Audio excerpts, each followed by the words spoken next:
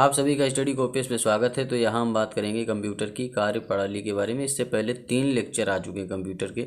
अगर आप लोगों ने नहीं देखा तो जा करके देखिए, प्लेलिस्ट बना हुआ है। नंबर 1 की क्लासेज है, ठीक। और घटना चक्र की क्लासेज चल रही लगातार। आर ओ के लिए टेस्ट सीरीज चल रहा है। मानक प्रणाली से शॉर्ट हैंड की क्लासेज चल रही लगातार। अगर आप लोगों ने नहीं देखा तो जा करके देख सकते हैं, ठीक। APS बनना है तो भैया बिना शॉर्ट हैंड सीखे तो आप लोग बन ही नहीं सकते। और डिस्क्रिप्शन में लिंक भी हम शॉर्ट हैंड का दे रहे हैं, आप लोग जा करके सारी क्लासेज देख सकते हैं। बहुत बढ़िया तरीके से सिखाया जा रहा है। और चलिए शुरू करते हैं फिलहाल, बिना आपका टाइम वेस्ट के, बिना किसी देरी के। देखिए, कंप्यूटर की कार्यप्रणाली को सामान्यतः 5 भागों में विभाजित किया जाता है। इनपुट इनपुट करना, ठीक। कंप्यूटर में डाटा तथा निर्देशों को स्वीकार करने का कार्य इनपुट कहलाता है। इसे इनपुट यूनिट द्वारा संपन्न किया जाता है। देखिए, पहले थ्योरी क्लासेज हो जाएंगी, क्वेश्चन आंसर। जैसे पहली क्लास थी उसमें थ्योरी बताई गई, उसके बाद 2 लेक्चर आए हैं क्वेश्चन आंसर के। इसी तरीके से चलेगा। थ्योरी आप समझ लेंगे, उसके बाद क्वेश्चन आंसर करने में बहुत ही आसानी हो, बहुत ही आसान तरीके से आप जो है क्वेश्चन आंसर कर लेंगे, ठीक। चीज़ें समझ जाएंगे तो फिर क्वेश्चन आंसर करने में भी मज़ा आएगा। तो यही सारी चीज़ें हैं। देखिए, इनपुट का काम क्या होता है। कंप्यूटर में डाटा तथा निर्देशों को स्वीकार करने का कार्य इनपुट करता है। मतलब एंट्री करने का जो भी काम होता है, कीबोर्ड से आप कुछ भी चीज़ एंट्री करते हैं ना, तो इनपुट कहलाता है। कोई चीज़ इनपुट करेंगे तभी जो है कंप्यूटर डाटा ग्रहण करेगा, उसी के ऊपर काम करेगा, फिर आउटपुट देगा। भंडारण, ठीक। भंडारण मतलब होता है कि कोई डाटा और अनुदेश को मेमोरी यूनिट में संग्रहित किया जाता है। जो भी मेमोरी होती है कंप्यूटर में, प्राथमिक होती है, सेकेंडरी होती है, तो उसमें डाटा क्या होता है, इकट्ठा होता है, और जिससे जो है आवश्यकता अनुसार उनका उपयोग किया जा सकता है। कोई डाटा आपने फाइल रखी है, बाद में उठा करके खोल करके उसमें सब चीज़ें एडिट कर सकते हैं, देख सकते हैं, उसकी हार्ड कॉपी निकाल सकते हैं। तो ये सारी चीज़ें की जाती हैं भाई। जो मेमोरी का काम होता है भंडारण का होता है। प्रोसेसिंग जो होती है, इनपुट द्वारा जो डाटा प्राप्त होता है ना, इनपुट से कोई डाटा मिलता है, डाटा पर निर्देशानुसार अंकगणितीय व तार्किक गणनाएं कर उसे सूचना में परिवर्तित किया जाता है तथा आवश्यक कार्य संपन्न किए जाते हैं। प्रोसेसिंग का काम क्या होता है, जो भी इनपुट प्राप्त होता है, जैसे आपने कोई गणितीय, जैसे कि आपने कोई अंक गणितीय या तार्किक गणना दी, ठीक। दे दिया कि 25 × 5 + 6 - 3, ऐसी कोई गणना दे दी जो, तो इस पर कौन काम करेगा, प्रोसेस कौन करेगा। प्रोसेसिंग का काम होता है जो आपने इनपुट दिया है ना, उसको सूचना में कन्वर्ट करना, इसका फाइनल रिजल्ट देना। तो प्रोसेसिंग का काम यही होता है कि फाइनल रिजल्ट देना। समझिए बात को। आउटपुट क्या होता है, आउटपुट होता है कि जो भी आप कंप्यूटर में एंट्री करते हैं, जो भी इनपुट करते हैं, उसका फाइनल रिजल्ट जो होता है वो आपको आउटपुट के जरिए जो है प्राप्त होता है। कंप्यूटर द्वारा प्रोसेसिंग के पश्चात परिणामों को उपयोगकर्ता के समक्ष, जो भी उपयोग कर रहा है, जैसे आप कर रहे हैं, कोई और कर रहा है, ठीक, तो उपयोगकर्ता के समक्ष प्रदर्शित करने का जो कार्य होता है वो आउटपुट कहलाता है। आउटपुट जैसे मॉनिटर है, मॉनिटर पे सब चीज़ें लिख के आ जाती हैं, आप देखते हैं आराम से, तो ये होता है आउटपुट। समझ ही सकते हैं, इसमें क्या ही बताना है। कंट्रोल, कंट्रोल क्या होता है, विभिन्न प्रक्रियाओं के प्रयुक्त उपकरणों, अनुदेशों और सूचनाओं को नियंत्रित करना और उनके बीच तालमेल स्थापित करना कंट्रोल कहलाता है। कंट्रोल आप अपनी लैंग्वेज में समझ सकते हैं कि आप खुद को कैसे कंट्रोल करते हैं। कंप्यूटर हार्डवेयर के मुख्य भाग की बात करें तो भाई, कंप्यूटर की आंतरिक संरचना कार्य पद्धति के आधार पर कंप्यूटर हार्डवेयर को 4 भागों में विभाजित किया गया है। इनपुट यूनिट होती है, भंडारण यूनिट, मतलब 4 भागों में डिवाइड किया गया है। पहली होती है इनपुट यूनिट, और दूसरी होती है भंडारण यूनिट या मेमोरी स्टोरेज यूनिट और मेमोरी। सिस्टम यूनिट होती है, सिस्टम यूनिट में आपकी बहुत सारी चीज़ें, जैसे मदरबोर्ड आता है सिस्टम यूनिट में। दूसरा आपका सेंट्रल प्रोसेसिंग यूनिट आता है। तीसरा प्राथमिक या मुख्य मेमोरी आती है। और फिर जो है 4 नंबर आउटपुट यूनिट। ये 4 चीज़ें होती हैं, ये 4 चीज़ें होती हैं। यहाँ पर आप देख सकते हैं कोई चीज़ एंट्री की जाती है, ठीक, तो उसका, ये सारी चीज़ें आप देख सकते हैं। इनपुट डिवाइस क्या है, देखिए इनपुट डिवाइस के बारे में हम बात करेंगे। डाटा, प्रोग्राम, अनुदेश और निर्देशों को कंप्यूटर में इनपुट करने के लिए प्रयोग की जाने वाली विद्युत यांत्रिक जो इलेक्ट्रोमैकेनिकल युक्ति है, उसे इनपुट डिवाइस कहलाते हैं। इनपुट डिवाइस में आपका कीबोर्ड आ जाता है, ठीक। और इनपुट डिवाइस जैसे कि आपका कीबोर्ड होता है, डाटा, प्रोग्राम, अनुदेश और निर्देशों को कंप्यूटर में इनपुट करने के लिए प्रयोग की जाने वाली विद्युत यांत्रिक युक्ति इनपुट डिवाइस कहलाती है। जैसे कीबोर्ड क्या होता है आपका, एक इनपुट डिवाइस होती है। तो जहाँ से डाटा लेता है कंप्यूटर, जिस तरीके से, उसे आप इनपुट डिवाइस कह सकते हैं। भंडारण यूनिट या मेमोरी, स्टोरेज यूनिट और मेमोरी। तो देखिए डाटा और अनुदेशों को प्रोसेस करने से पूर्व मेमोरी में रखा जाता है। प्रोसेस द्वारा प्राप्त अंतरिम और अंतिम परिणामों को भी मेमोरी में रखा जाता है। जो भी आप डाटा देते हैं, जो भी आप निर्देश देते हैं, तो उसे प्रोसेस करने से पूर्व मेमोरी क्या, उसे स्टोरेज में अपनी रखती है और प्रोसेस होने के बाद भी रखती है। ठीक, तो मेमोरी का काम यही होता है। प्राथमिक या मुख्य मेमोरी की बात करें, प्राइमरी और मेन मेमोरी जो होती है वो क्या होती है, या कंप्यूटर सिस्टम यूनिट के अंदर स्थित इलेक्ट्रॉनिक मेमोरी होती है जो प्राथमिक मेमोरी होती है। इसकी स्मृति क्षमता कम होती है, और स्मृति क्षमता मतलब बहुत ही कम समय के लिए इसकी स्मृति क्षमता रहती है, जबकि गति जो है इसकी बहुत तीव्र होती है। ये बहुत ज़रूरी पॉइंट है कि इसकी स्मृति क्षमता कम होती है जबकि गति तीव्र होती है। इसमें अस्थायी निर्देशों और तात्कालिक परिणामों को संग्रहित किया जाता है, या अस्थायी मेमोरी होती है। अस्थायी मतलब वोलेटाइल, कभी कभी आ जाता है इंग्लिश में या हिंदी में भी लिख देते हैं वोलेटाइल। वोलेटाइल मतलब क्या होता है, अस्थायी। नॉन वोलेटाइल मतलब स्थायी। तो जो प्राथमिक, प्राइमरी या मेन मेमोरी होती है वो आपकी अस्थायी मेमोरी होती है। ठीक, इसमें आप चीज़ों को स्टोर नहीं कर सकते हैं, इससे कंप्यूटर चलता है। बहुत तीव्र होती हैं, बहुत क्षणिक होती हैं। जिसमें कंप्यूटर को ऑफ कर देने पर सूचना क्या होगी, गायब हो जाएगी। कंप्यूटर आपका ऑफ हो गया तो सूचना एकदम ख़त्म। समझिए बात को, ख़त्म, बाय बाय टाटा। तो प्राथमिक मेमोरी होती है आपकी वोलेटाइल, मतलब अस्थायी होती है। इसमें अगर कंप्यूटर ऑफ हो जाता है तो आपकी सारी सूचना ख़त्म हो जाएगी। और प्राइमरी मेमोरी मतलब मेन मेमोरी भी इसे कहा जाता है। और ये सारी चीज़ें हैं, ये बहुत ही ज़्यादा ज़रूरी चीज़ें याद कर लीजिए। सेमीकंडक्टर की बात करें, सेमीकंडक्टर रजिस्टर जो होता है, और कैश, रोम और रैम प्राथमिक मेमोरी के उदाहरण हैं। भाई रैम, रोम, कैश, रजिस्टर, ये सब क्या हैं, आपकी प्राथमिक मेमोरी हैं। इनमें रजिस्टर या कैश मेमोरी सीपीयू या माइक्रो प्रोसेसर के अंदर बने होते हैं, जो आपके रजिस्टर होते हैं। और जो कैश मेमोरी होती है, ठीक, वो सीपीयू या माइक्रो प्रोसेसर के अंदर बने होते हैं। जबकि रोम और रैम जो होती है मदरबोर्ड पर लगे होते हैं। रोम और रैम, सीपीयू का सीधा संपर्क कैश मेमोरी से ही होता है। जो सीपीयू का सीधा संपर्क होता है कैश मेमोरी से होता है। एक एक पॉइंट इसमें बहुत ही लॉजिकल है, बहुत ही ज़्यादा इंपॉर्टेंट है। ठीक, तो ये चीज़ें समझ के चलिए, आगे क्वेश्चन आंसर करेंगे तो आप भूल जाएंगे। तो इसीलिए पहले थ्योरी क्लासेज होती हैं कि भाई पहले पढ़ लीजिए ध्यान से, फिर जो है क्वेश्चन आंसर दीजिए।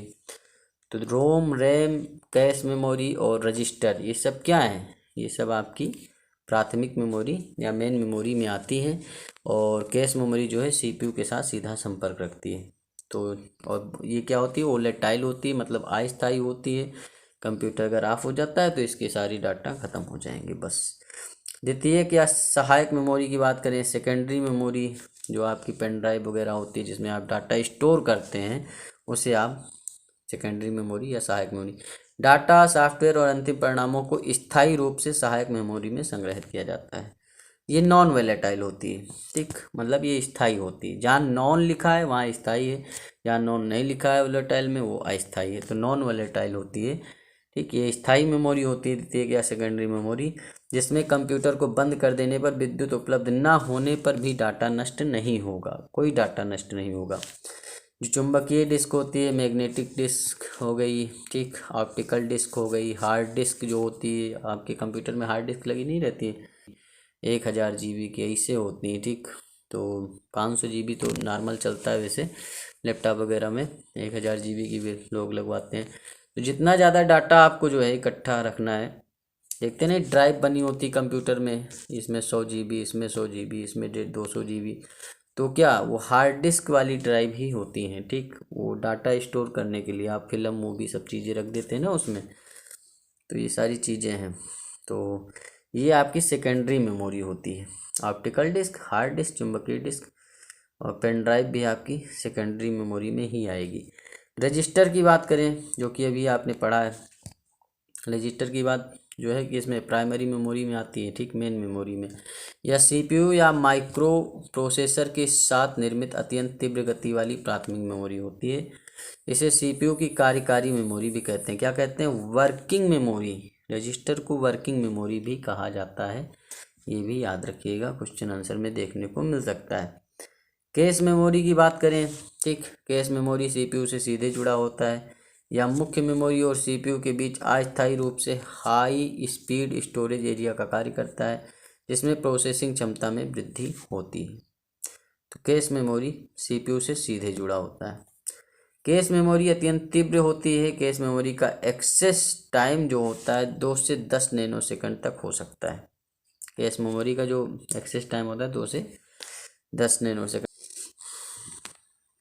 मदरबोर्ड पर CPU, central processing unit, ROM chip और रैम चिप, मेमोरी आदि उपकरण लगे होते हैं। सेंट्रल प्रोसेसिंग यूनिट की बात करें तो भाई मस्तिष्क होता है कंप्यूटर का, समझ ही सकते हैं, जैसे आपका मस्तिष्क है वैसे कंप्यूटर का मस्तिष्क होता है। कंप्यूटर का सबसे महत्वपूर्ण इलेक्ट्रॉनिक हार्डवेयर डिवाइस है। सीपीयू को कंप्यूटर का हृदय या मस्तिष्क कहते हैं, मतलब हार्ट भी कहते हैं और ब्रेन भी कहते हैं। सेंट्रल प्रोसेसिंग यूनिट इसका फुल फॉर्म होता है और यह कंप्यूटर के सभी कार्यों को नियंत्रित, निर्देशित तथा समन्वित करता है। कौन? सीपीयू। सीपीयू डाटा को निर्देशानुसार प्रोसेस करता है, निर्देश देता है कि अब ये काम करना है, अब ये काम करना है। ये सारी चीज़ें समझ सकते हैं आप लोग। अर्थपूर्ण सूचना में परिवर्तित करता है तथा इनपुट का आउटपुट में रूपांतरण करता है। जो भी इनपुट मिलता है उसे आउटपुट में रूपांतरित कर देता है। सीपीयू कंप्यूटर के सिस्टम यूनिट में स्थित एक हार्डवेयर डिवाइस होता है। क्या होता है? एक हार्डवेयर डिवाइस होता है। सीपीयू वास्तव में एक इंटीग्रेटेड सर्किट आईसी चिप होती है, ठीक। आईसी चिप जो आपकी इंटीग्रेटेड सर्किट होती है उसका यूज सबसे पहले किस पीढ़ी के कंप्यूटर में किया गया, ये आप कमेंट सेक्शन में बताइए। पहली क्लास नहीं ली तो जा कर के लीजिए। जिसे माइक्रो प्रोसेसर भी कहा जाता है। आईसी चिप माइक्रो प्रोसेसर का प्रयोग किया जाता है। सीपीयू को हार्डवेयर की दृष्टि से 3 मुख्य भागों में विभाजित किया जाता है। 3 भागों में विभाजित करते हैं: control unit, arithmetic logic unit और मेमोरी रजिस्टर, ठीक। तो चलिए बात करते हैं।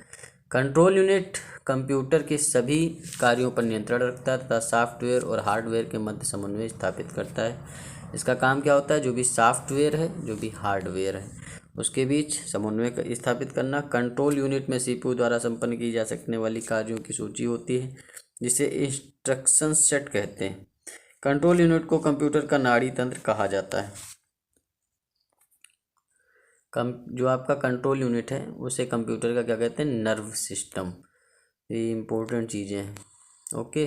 अर्थमेटिक लॉजिक यूनिट जो है यह डाटा पर कंट्रोल यूनिट से प्राप्त निर्देशों के अनुसार सभी प्रकार की गणितीय तथा तार्किक गणनाएं करता है। मेमोरी रजिस्टर की बात करें या उच्च गति वाली इलेक्ट्रॉनिक चिप मेमोरी है जो सीपीयू का ही एक भाग होती है। इसे सीपीयू की वर्किंग मेमोरी भी कहते हैं। जो मेमोरी होती है, रजिस्टर मेमोरी होती है, इसे वर्किंग मेमोरी कहते हैं बस। थ्रूपुट की बात करें तो प्रत्येकांक समय में कंप्यूटर द्वारा प्रयुक्त प्रोसेसिंग की संख्या थ्रूपुट कहलाती है। मतलब 1 सेकंड में कितने थ्रूपुट हुए उसकी संख्या को, कितनी प्रोसेसिंग हुई 1 सेकंड में, उसे थ्रूपुट कहते हैं। रिस्पॉन्स टाइम की बात करें, कंप्यूटर को प्रोसेसिंग के लिए कार्य दिए जाने को संपादित करने के लिए प्रतिक्रिया समय से रिस्पॉन्स टाइम होता है। कंप्यूटर को प्रोसेसिंग के लिए जो कार्य दिया गया है उसे संपादित करने में जो समय लग रहा है ना, उसे हम रिस्पॉन्स टाइम कहते हैं। बस इतनी सी बात है।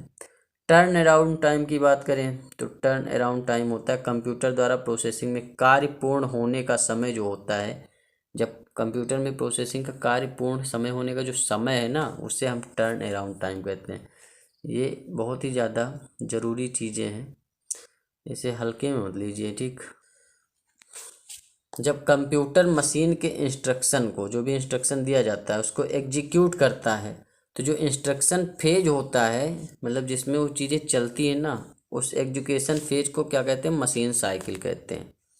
कंप्यूटर का मुख्य सिस्टम बोर्ड जो होता है वो मदरबोर्ड होता है, ठीक। जो बसेस तारों का समूह होता है जिसके द्वारा कंप्यूटर को एक भाग से दूसरे भाग तक डाटा प्रेषित किया जाता है। बसेस हैं और तारों का एक समूह होता है। बसेस, जहाँ भी बसेस लिखा है उसका मतलब क्या है? तारों का एक समूह जिसके द्वारा कंप्यूटर एक भाग से दूसरे भाग तक डाटा प्रेषित करता है। सिस्टम बस मदरबोर्ड पर सीपीयू तथा मदरबोर्ड पर लगे दूसरे पुर्जे को जोड़ता है, ठीक। कंप्यूटर सिस्टम में प्रोसेसिंग स्पीड या प्रोसेसर की गति, कंप्यूटर सिस्टम होता है उसमें प्रोसेसिंग की स्पीड हो या प्रोसेसर की गति हो, मिलियन इंस्ट्रक्शन पर सेकेंड, ठीक, MIPS MIPS का फुल फॉर्म भी पूछ लेते हैं कभी कभी। MIPS का फुल फॉर्म भी पूछ लिया जाता है कभी कभी कि MIPS का क्या है, तो मिलियन इंस्ट्रक्शन पर सेकेंड। तो कंप्यूटर सिस्टम की जो प्रोसेसिंग स्पीड नापी जाती है MIPS में नापी जाती है। कंप्यूटर प्रोसेसर को क्लॉक दर या गति मेगाहर्ट्ज या गीगाहर्ट्ज में नापते हैं। ठीक, ये भी याद रख कर लीजिए आप लोग, क्वेश्चन आंसर कराएंगे उसमें भी चीज़ें कवर होंगी, ऐसी बात नहीं। कंप्यूटर के 4 प्रमुख कार्यों का सही जो कालक्रम है वो है इनपुट, इनपुट के बाद प्रोसेस होता है, फिर आउटपुट, फिर स्टोरेज। तो ये बहुत ही ज़्यादा ज़रूरी है, क्योंकि कई लोग इनपुट के बाद डायरेक्ट आउटपुट सोच लेते हैं, ऐसा नहीं होता। इनपुट के बाद प्रोसेस होगा, प्रोसेस के बाद आउटपुट, आउट के बाद स्टोरेज। कंप्यूटर किसी प्रोग्राम को फेच, डिकोड, एग्जीक्यूट क्रम में निष्पादित करता है। पहले फेच करता है मतलब लेता है, फिर डिकोड करता है उसे, उसके बाद एग्जीक्यूट करता है, फिर निष्पादित करता है। फेच मतलब मेमोरी से आवश्यक निर्देश जो प्राप्त होता है उसे हम फेचिंग कहते हैं। डिकोड मतलब प्राप्त निर्देशों को कंप्यूटर द्वारा समझे जाने वाले कमांड को हम डिकोड कहते हैं। एग्जीक्यूट, इन कमांड को प्रोसेसर द्वारा एग्जीक्यूट करना होता है। और स्टोर मतलब होता है एग्जीक्यूशन के बाद में परिणाम को मेमोरी में स्टोरेज करना। तो ये सारी चीज़ें हैं, तो वीडियो ज़्यादा लंबा हो जाएगा, तो मिलते हैं नेक्स्ट वीडियो में। आपको जो है क्वेश्चन आंसर करवाएंगे बहुत बढ़िया तरीके से, चीज़ों को आप अच्छे से समझ गए होंगे तो क्वेश्चन आंसर करने में मज़ा आएगा। तो मानक प्राणाली शॉर्ट हैंड क्लासेस चल रही, जा कर के लीजिए, क्योंकि जो है बहुत ही ज़्यादा ज़रूरी है। हम शॉर्ट हैंड सीखेंगे, लगातार रेगुलर प्रैक्टिस करेंगे, आपका एग्ज़ाम निकल जाता है, शॉर्ट हैंड के लिए टाइम कम बचेगा। अभी से प्रैक्टिस करेंगे तो सारी चीज़ें कवर हो जाएंगी। डिस्क्रिप्शन में लिंक है, आप लोग जा कर के देख सकते हैं, प्लेलिस्ट बना हुआ है मानक प्राणाली शॉर्ट हैंड से। और मिलते हैं नेक्स्ट वीडियो में। चैनल को सब्सक्राइब करिए, लाइक करिए, कमेंट करिए। धन्यवाद, थैंक यू, शुक्रिया।